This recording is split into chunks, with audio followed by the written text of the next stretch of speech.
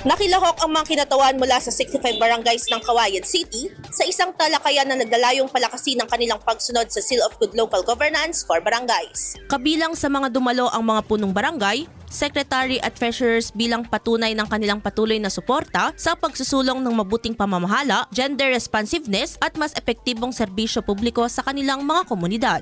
Pinangunahan ng aktibidad ni City Gender and Development Focal Person Maria Cristin Ordonez na nagbahagi ng mga inobasyon at takbang na maaaring ipatupad ng mga barangay upang mas mapabuti ang kanilang pamamahala. Tinalakay rin sa sesyon ng planong pamamahagi ng mga tablet na may integrated system mula sa Gender and Development Office ng lokal na pamahalaan. Ayon sa mga tagapagsalita, makatutulong ang mga programang GAD sa mga barangay sa paghahanda at pagkumpleto ng kanilang means of verification na kinakailangan para sa Seal of Good Local Governance for Barangay Compliance. Idol, nanunuyo ba at humihina ang elasticity o pagbanat ng balat? Bumababa ang fat levels sa ilalim ng balat ngayon din ang collagen availability sa katawan? Kaya naman 50 pa lang mukha ay kulubot na.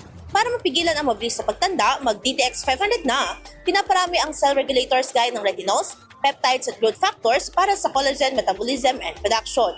Sa DTX 500, hindi lang balat mo ang magiging makinis kundi ang selula ng iyong buong katawan. Para maging healthy, mag-DTX 500 palagi. Para sa IFM News, ako si Idol Sen na Maria Actang, Idol! IFM News.